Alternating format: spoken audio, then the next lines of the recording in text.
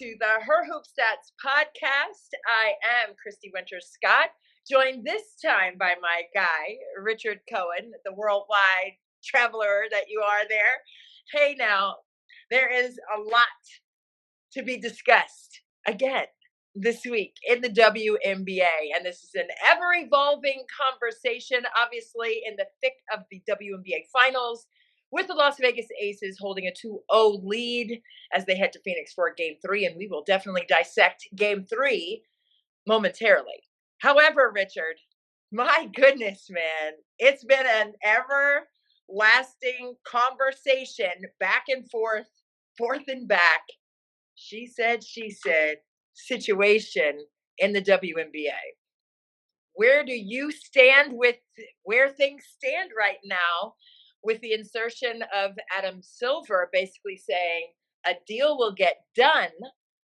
And I know you know a lot about the CBA, so I'm going to let you dissect those numbers. But man, Halloween is that deadline, and it couldn't be more of a scary date, if you will, for the WNBA, with a lot to be still unpacked and decided upon. Yeah, I mean, Silver didn't say when the deal was going to get done. I mean, this is just, at some point we will have a deal and we'll play some basketball. But yeah, when it gets done is the question. I think before we sort of deep dive into it, one important bit is that October 31st isn't really much of a deadline in that you don't, that's when the CBA ends, but we're not going to start losing basketball at that point. In previous sort of iterations of this, they've agreed extensions, but even if they didn't agree an extension, that basically just means there's no deal, but everyone is still in kind of the same situation. Whenever we've been in this position before, nothing has ever actually been agreed until January. So this doesn't usually get done for another couple of months. There was one time when it went as long as April. They'll be really hoping it doesn't go as long as that, but even then they managed to get that season started on time. They managed to turn over the whole off season within a month after they signed it in late April, and then the season started in late May. So it can happen. October 31st isn't a death knell if we get to there and there isn't an agreement done.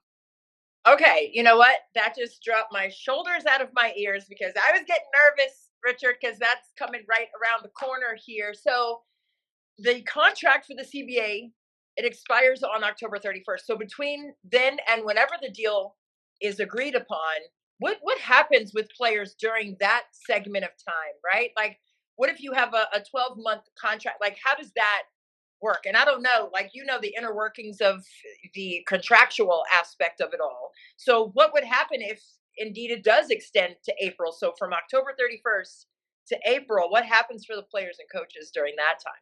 I mean, last time round, like I said, the two sides agreed an extension, but that time it felt like they were at least on speaking terms and getting somewhere when the initial agreement ended. All the rhetoric and everything that's flying around so far in this one sounds a bit more contentious. So whether they're in a position to even agree an extension, who knows?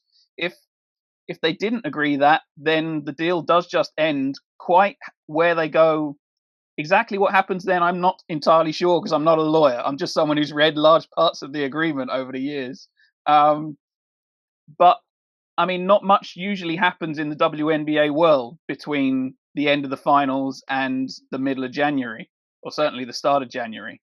So in terms of this year round, they'd be hoping to have expansion drafts, which is one of the things that's different this time round, because normally that's not an issue. You don't have anything much to do between October and January.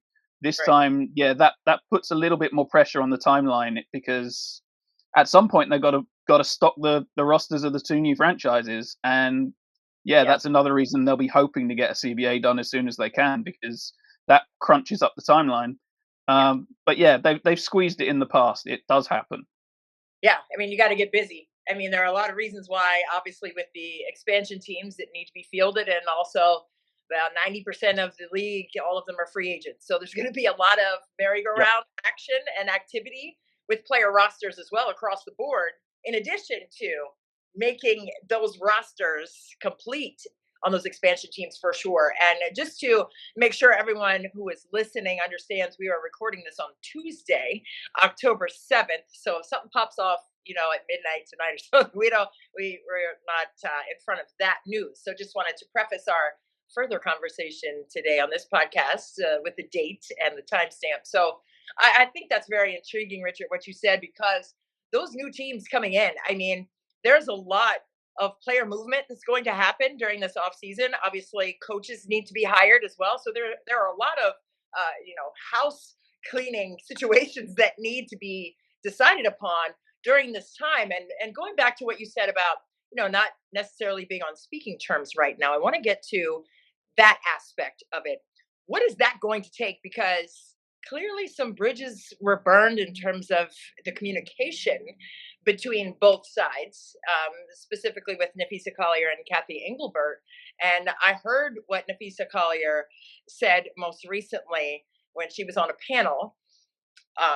What was your take on how Nafisa Collier said, "Okay, I'm really not in the mental space right now. And this is not verbatim. This is how I am framing it. I'm not ready to sit down and have a meeting with you about it because of maybe how Kathy Engelbert, she had her initial reaction to Nafisa Collier's,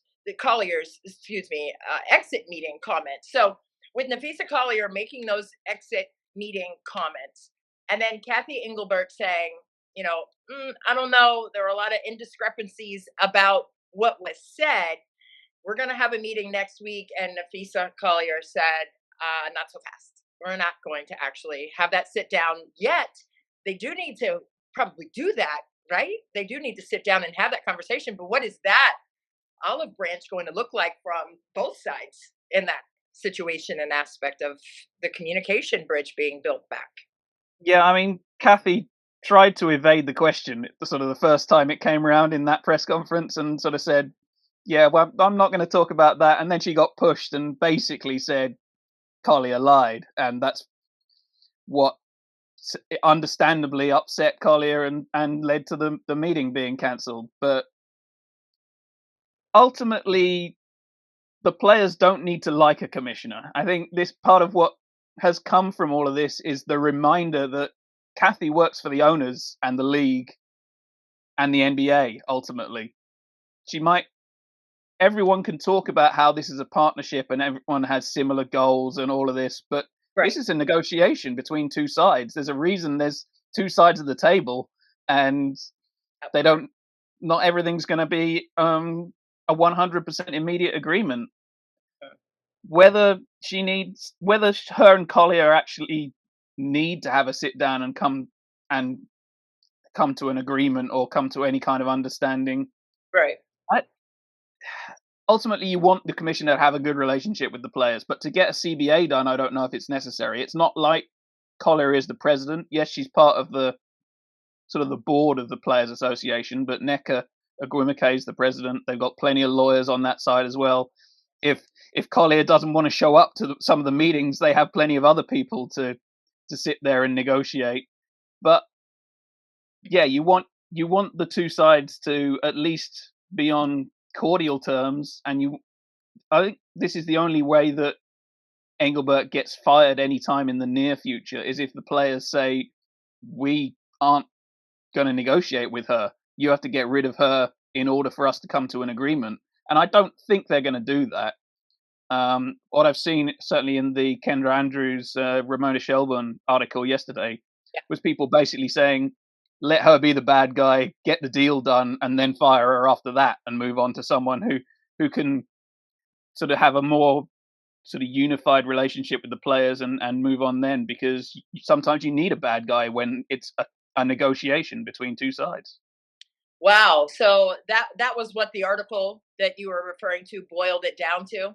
No, that was what one of the people they talked to suggested, was that you could let Engelbert be the bad guy in the negotiations and then move on afterwards, rather than trying to find someone new now or anything like that. Because we've seen in the last couple of weeks plenty of people saying Kathy should be fired or will be fired after Collier's statements. Right. I've heard that and seen all of that. Absolutely. And, you know, I'm going back to like a little piece of what you said. You don't have to like one side or the other, like people. Being involved with a lot of teams on every single side of it, as a player, as a coach, as a parent of kids who play on teams, you know, you're not going to like everyone. You're not. I mean, that's just a life situation. I don't care where you work, if it's in sports or a company, you're a CEO, you're not going to like everybody. But guess what? At some point, you're going to have to work together and to get the entire unified group lifted and moved in the proper direction and positive way. So, I mean, that's I hear what you're saying about you don't have to like people. No, you don't. But you got to work together, and Yeah. you got to understand what everyone is saying and why they're saying it. So Nafisa Collier's comment was, there were so many different takes on issues throughout the league from players and coaches, and nothing was changing. So it's kind of like we're knocking on the door, we're knocking on the door, we're knocking on the door, and there are no changes. So I get the frustration of that, right? And then on the other side, you know, maybe they can't change it. I don't know, and I don't know what all of the issues were, from the players and coaches. But if they were all on the same page with all those conversations, then that's where I feel there should be some movement of the needle, if you will, in terms of being problem solvers, right? Everyone can spew out, well, this is the problem, these are the problems, these are the problems, but who is there to solve it? And I think that's the frustration on the side of the players and the coaches in that regard. You can have a litany of things. Like, we have issues. This is what it is for us. This is what it feels like for me. That needs to be heard. I don't care if it's in a meeting or on a Zoom or whatever. That needs to be heard. And then there has to be an answer to how that is going to be solved. And I think Yeah. that are right now. Like, we understand the issues flat on the table right here, but now where do we go? So I'm a problem solving kind of person. Like, don't keep telling me all these issues, man. Okay, what are we going to do about it? Because that's where things get solved. That's when things start moving in the proper way. That's how the league continues to grow. With the expansion teams, with the collegiate players playing this season that is about to start, they're watching to see what happens with their professional possibilities. So it's not just about in the moment, in the players who are currently in the league, it's about the next level. They're fighting for the next level of players, not just for themselves currently now. So that needs to be loud and clear. But we can't just be, hey, here are all these issues. We need to talk about solutions. And that's why the players keep talking about wanting to have their revenue tied to growth in the league revenue rather than just being set as a flat number. The players, you keep seeing it when they're asked about what they want in the CBA. Yeah, people talk about just more money or just it being a transformational deal and all this. What the players want primarily, I think, and certainly from some of the comments that have been made, is if league revenue goes up, their money goes up, which is what you get in an agreement where it says the players get X percentage of league revenue. Yes. Because then obviously if the league makes $500 million, then the players make whatever percentage of that, whereas they get less if the league makes 200 million. It seems like a basic concept, but what we've seen in all the previous CBAs are just numbers. You make 200,000 as the max in this year, you make 210,000 as the max the next year. Right. So obviously, in that case, it doesn't matter how much revenue the league's making at any given point. The players are locked into a number. So, yeah, I mean, beyond that, the main element that we've always seen, that we see as journalists dealing with this league, is that there's no transparency. That word keeps coming up as well. That the players don't know the numbers, don't feel like they're being given the full details, the full numbers of everything, which always holds up these negotiations, because you basically come to the table and say, well, how much money are you making? Because you still haven't told us, or we still don't believe what you've told us. So until you're transparent about that, it's hard to come to any kind of deal, because you don't really know what you're fighting over. If you don't know whether the revenue is 500 million or 200 million, then you can't ask for what percentage you think is fair, because you don't actually know what the total is in the first place.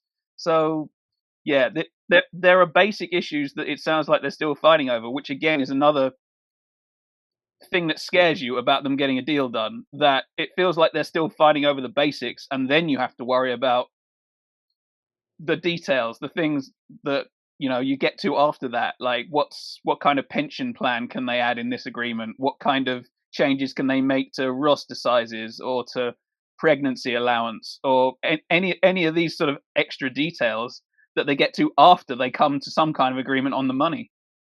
Yeah. Oh, that's a great point. Just the transparency of it all, right? You're going into the room, you want to make the argument, but you can't because you don't know specifically what it is you're arguing for or about. And if you're Nafisa Collier, I'm going to put that on you, Richard. If you're Nafisa Collier, what would that feel like for you? Like as a player in the league that you're fighting for, she's a mom of a little baby girl who could one day be playing in the WNBA, which would be the most beautiful thing. But what would you say today if you were Nafisa Collier, Richard? I think she said most of it last week. I mean, I would. You go and you ask for details. You ask for information. You want to know everything from the start, so that then you can start fighting over the intricacies and the details of it. Like she said as well, that because of her involvement in Unrivaled, they've now got sort of some experience of what it's like to deal with some of the things that they're now fighting over as well, and even the basics like how you can change officiating and how things like that are done, where you talk to officials within the process of a tournament, and if all of the players say something's going wrong, then you can actually do something about it. But yeah, that some people have talked about a conflict of interest there because she is one of the leaders of what is arguably a rival league and one of the leaders of the players' side on the W side. But the players elect these leaders, that they want Brianna Stewart and Nafisa Collier on their panel. So until they care about the conflict of interest, there's no reason the league should have to. And yeah, they've set up a system where things like Unrivaled are going to exist, whether they like it or not, basically, at this point. Yeah, and there's 450 million reasons why it's going to go, because they went from a 34 million or 35 million dollar revenue to 450 million in less than a year. So, you know, Nafisa Collier and Brianna Stewart, I mean, they are doing it, and every time I turn around, there is another stable full of WNBA players who are going to be in Miami and Philly this year, starting in January. So that could also be difficult in terms of getting a deal done because the players who are on the board and all the players who are going to be participating down there in Miami and up in Philly, they're going to be occupied. They're going to be super busy. So it's going to be even harder to pinpoint dates to have these said conversations. So let's soak that in for a minute too, right? I mean, at least it means they're all going to be in the same place. I mean, in previous generations, some of them were in Russia, some of them were in Hungary, some of them were in France, Spain, wherever, or China. So yeah, at least at that point, you can just go set up in a hotel room in Miami, and everyone can maybe stop by in between games at Unrivaled or something ridiculous like that. But yeah. Yeah, no, they gotta get it done. They gotta get it done for the fans, for the next generation of WNBA players, and whatever kind of iteration they need to come up with, to have it be fair and transparent and clear, right? And just lay it on the line and chop the deal out. Get the deal done. Like we need the deal done, and whatever you need to do to communicate in a truthful, respectful way, right? I think that needs to be on the forefront, right? That needs to be front of mind for both sides of it, right? How can we problem solve? And that's where I'm sitting with it. Like I hear you, right? But now let's see it. I'm a see results driven person. I hear what you're saying. Let's work it out. Let's see how we can manifest some solution built situations here moving forward. The sooner the better. So that's just where I am with it, and I can tell by my tone that I need that done like right now. I could, I hear my tone changing on that, Richard. So I don't know how you feel about it in that regard. Like, how fast it needs to happen rather than, at some point it needs to happen. But for me, I just think the sooner the better. Just lay it on the line. Stop holding. Let's go. Lay the books open. Let's see what we're working with. So now we can go from there. Like Yeah, we're I mean, so convoluted. It's tough to make those decisions if you don't know what's going on. a work stoppage would not be good for anybody. I mean, the owners stop making money, the players stop making money, the whole league loses its momentum. So no one really wants that. But at this point in negotiations, both sides kind of have to say they're willing to go there, because that's part of the process of negotiating. If you don't say you're willing to stand up for what you think you deserve, then you're not really pushing your side of the agreement as far as you possibly can. Exactly. But the players have more leverage than they have ever had. That is the key word here. They have more leverage because of how popular the league is, because it's making money. Because this was always the defense in the past, was that a lot of owners would save money if the league stopped playing. So in that situation, it felt like the players had no real ground to stand on to argue too forcefully about their side of the agreement, because what did it matter to the owners really, apart from a little bit of PR, if the league stopped? Whereas this time, people are paying $250 million for a franchise. People are coming in the doors, tens of thousands of people every game day. You're adding them on because people are actually making money from each game. Yeah. So if the players don't play, you lose all of these dates. It's not like they're going to fill up the rosters with a load of players who aren't currently in the WNBA. We're not going to have some kid from wherever starting at guard for the Liberty if they can't sign any of the current group. So yeah, the players have more ground to stand on than they have ever had before, and they will back it up. I think we've seen already they know where they are in this position, and they're not backing down, and that's what's scary, because that's where you can end up with a work stoppage, because they look far more prepared to stand up for themselves and not back down than they ever have been before, because they have every right to. Yeah, as they should. As they should.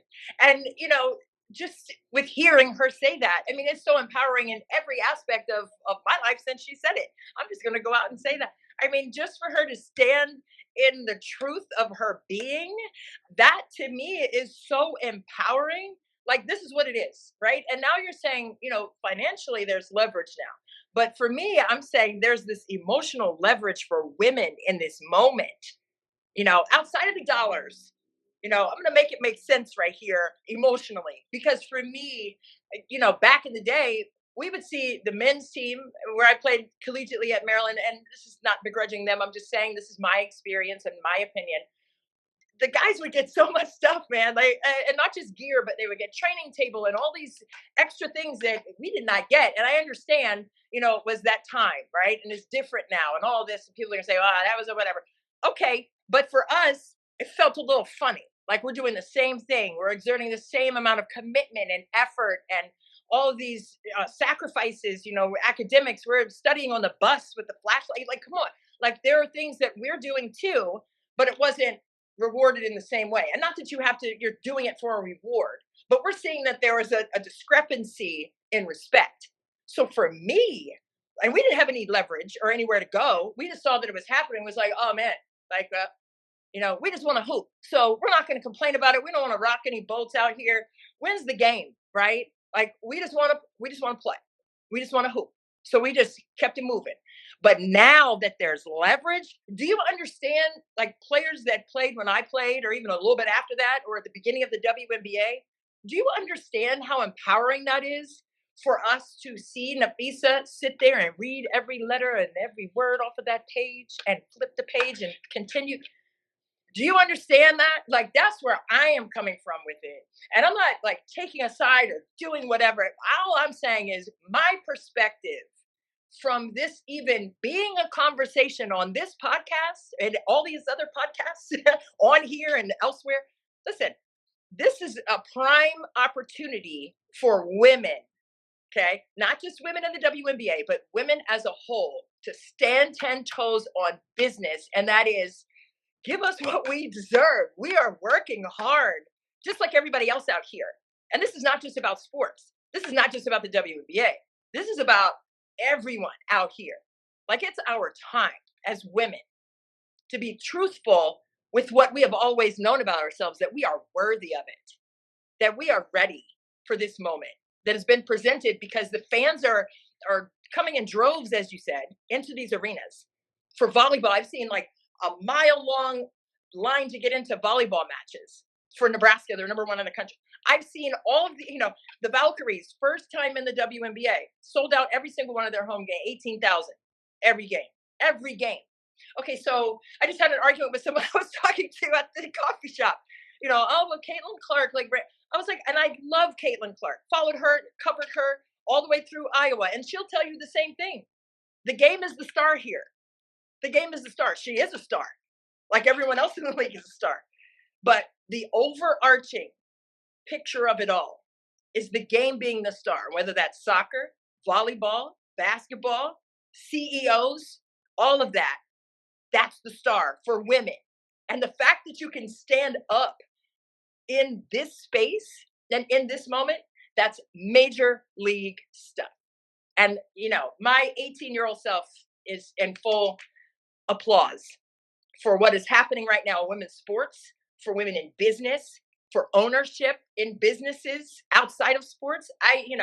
Let me stop chattering. Here I go again, BMAC. I mean, you could edit that out. But listen, I am very passionate about possibilities, Richard. And you know what? I'm not sorry. I don't cut it out, BMAC. Leave it in, because I'm very passionate about, the next generation and the possibilities to stand in that moment for those young ladies, and not just in sports. So I'm going to put a pin in it right there, because I'm going to keep going. To get on my little soapbox and I can't get off sometimes. So that was that. All entirely fair, but at some point in this, we should probably talk about the basketball that's going to be played sometime in the next week. Is there a game? Is there a game 3 in Phoenix? Yeah, I think this is why we agree collective bargaining agreements and all of that, isn't it? So that we can actually have basketball games and see who wins championships. Touche. Yes, let's move on to that, because I feel the vein popping out here. When I was coaching there, my kids that I was coaching said, "Coach Scott, that vein is up." Okay, so let me just get that on down. Okay, yes, let's turn the page to hoops, like on the court hoops. And the Las Vegas Aces, after starting the season 12-13, they were 6-6 before that, 12-13, and then ripped off 17 in a row. And then now on the precipice of possibly winning their third championship, Richard, in 4 seasons. They're up 2-0 as they head to Phoenix for game 3. How have they been able to get this great start in this 7-game series against Phoenix? I mean, game 1, you could argue they stole. Phoenix should have won game 1. I think if we end up looking back at this series at the end, I think Phoenix might regret not managing to take that when they should have won it, because Chelsea Gray and Jackie Young both shot poorly. They got decent games from all of their big 3, and they didn't manage to close that out. Game 2, I think Nate Tibbetts got out-coached. I think Jackie Young and Asia Wilson both had explosive games, obviously, and just couldn't be stopped. And Vegas did what they were supposed to do. I mean, you do hear the maxim that a series doesn't really start until someone wins on the road. So that's what Phoenix have to keep telling themselves, that Vegas took care of home court for the first 2 games. Now you're going back to Phoenix. You got to do the same thing for the next 2. Yeah, I just thought, you're right. That game 1, Phoenix kind of let it evaporate through those fingertips. And then game 2, it was like everyone for the Las Vegas Aces had their own quarter, if you will. I mean, first it was Asia, then it was Jackie Young, who just went absolutely bananas. I mean, she was absolutely off the chain. And then Chelsea Gray got in. I mean, they were calling them Destiny's Child, like the top 3 there had all these different pictures. I thought that was hilarious, which is probably on point in terms of that's probably a little unfair to Young and Gray, assuming that Wilson is Beyonce in this agreement.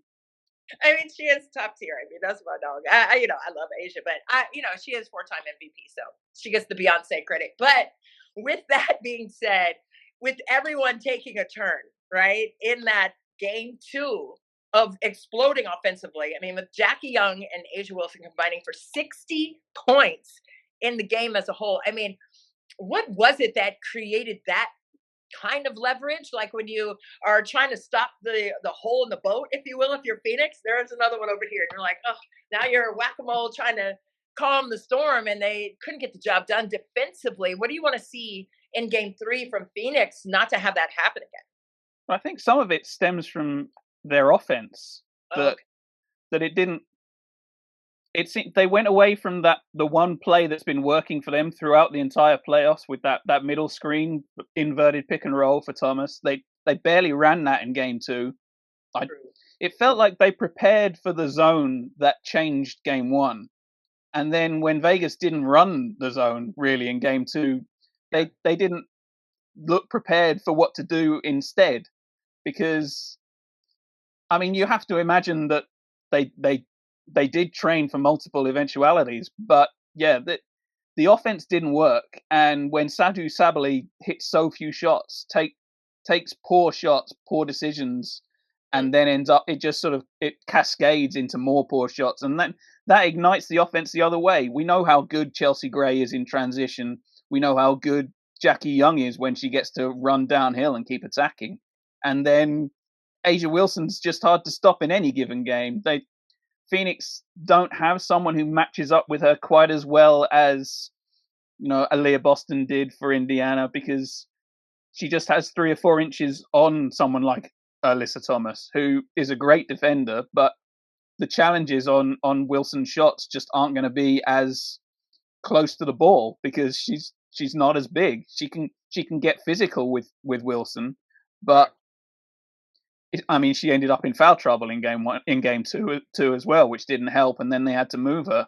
It, yeah, it felt like sort of things started to break down in the second quarter and then fell apart when Young exploded in the third, and they didn't have an answer at that point. Wow, that's a great take. And yeah, they had to get AT off of Wilson as the primary defender for sure because of that foul trouble. But even with that, like schematically, if you're Phoenix at this point, right, you're going back home.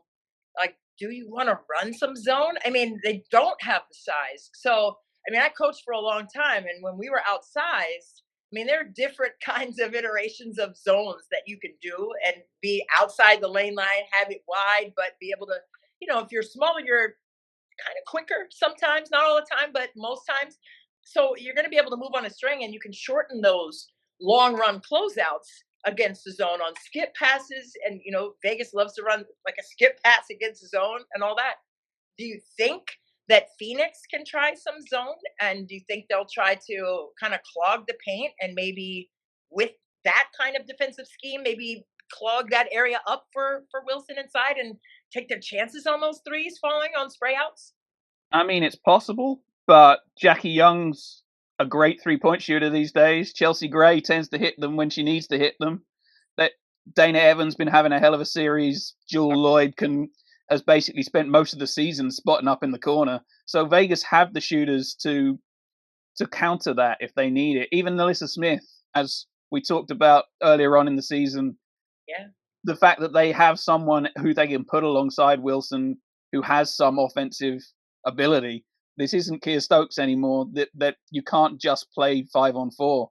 Right. And yeah, I wouldn't be surprised to see Phoenix try it as a change up, but I doubt we'll see it like as a major part of the game plan. I think mostly they need to go back to what's worked before with that middle screen. They need to get better opportunities for Sabali, get her moving towards the basket a little more rather than constantly trying to spot up and shoot from the Right. outside. They Yeah, the whole thing, hopefully being back home and having a little bit more urgency just changes things on their own. We've seen multiple times in this playoffs that Mhm. one team being slightly more desperate than the other has made the difference in those sort of tiny little areas where one team has needed the win and the other team has just kind of wanted it. Yeah. And that's been the difference. So certainly for one of these games at home that could help, but Phoenix really need both of them if this ends up 3-1 after 4, then they're in trouble, obviously. Yeah, no doubt, no doubt. And it's just, it's my basketball mind. It's like the mental gymnastics are like going crazy. But maybe try to junk it up a little bit. I don't know, because of the shooters. Maybe a triangle and two or something like that, where you have a little bit of both. And just have ever presence. And I know you have to be wary of the defensive 3 seconds and all that, but you got to be on your toes and move around. But I do think that there has to be constant coverages for the 3-point shooters. But then, my God, you have this stalwart on the interior, and Asia Wilson, and a player to take the pressure off Wilson in terms of any double teams coming from that weak side with Melissa Smith, as the low man coverage, if you will, if she's down there. But so I don't know what it's going to look like defensively for Phoenix, but I think, like you said, it starts on their offensive end, like their shot choices and shot decisions. That way they can get more shots in, obviously, and then not allow Vegas to get those runouts. They were very potent with their runouts and open court scoring in both games, really, but mostly in game 2. And Dana Evans, like you said, is like she's a percolator in terms of her offensive production. And Becky Hammond was talking about it. I watched the post game pressers, and she was talking about Dana Evans, like in these shooting drills, that she had the Spurs shooting drill or something, and how she marked over 90 in that. And I saw Dana Evans look over at the stat sheet trying to look for something. She said, "No, I'm talking about that shooting drill that you've marked like so high in or something," because it's the underbelly and that kind of work that we don't see, right? And the practices. I mean, she didn't just pop up in the playoffs right here and become this effective and efficient offensive weapon for them. She's put in the work. So to hear all those things in the presser is very complimentary, obviously. But what do you do with a Las Vegas team that has so many threats, and they have gotten right on the defensive end? That's how they strung together that 17-game win streak. They got right on defense. They locked in over there. And Asia Wilson has said that we locked in on defense. That's been the only difference. So can they carry it out and win 2 more games in this 7-game series? Do you see that coming for them? I think Phoenix are close enough to win at least one of these games at home, but I'm not sure after how the first 2 have gone that I would pick them to win both. Vegas have obviously become the strong favourites to take this series because it's a long way back from 2-0, even in a best of 7 rather than best of 5, like we have always played in the past. Like you say, I think on a certain level, based on how Vegas have played most of the season, you have to tilt more of your defense towards Wilson and Young and say, can anyone else beat us? Because, it happened in game 1 when Lloyd and Evans both went off.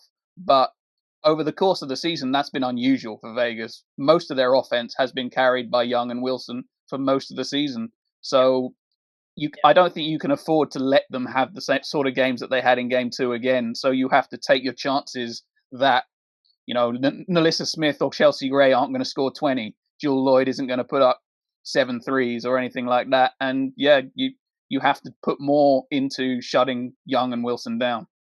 Yeah, no, I agree. I mean, those are the ones, right? They have to pay close attention to, and we'll see what kind of defensive scheme they come up with there. But I think it's going to be a great series down there in Phoenix. I mean, the X Factor, I'm sure they're ready. I know they're going to come with the energy that the Mercury need in this moment. Nate Tippett has got to come up with, playing offensively, like you said, to get that inverted pin down going and in the middle of the floor. But they also have to bring it on the defensive side. They've got to come with, ever presence around those 2.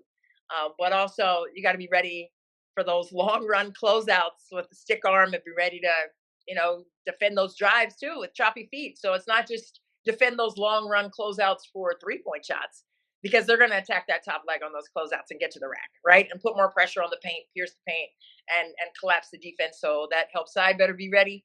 But it's going to be a collective effort on the defensive end. But I can't wait for the games to begin, games 3 and 4, to see what those look like and to see what Phoenix can come up with.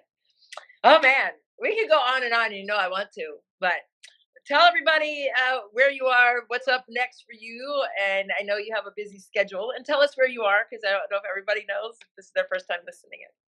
Oh, I mean, you can probably tell from the accent. I'm on the other side of the Atlantic in the UK. But, Yeah, you can check out my writing. There should be more coming out at some point on the Her Hoop Stats newsletter.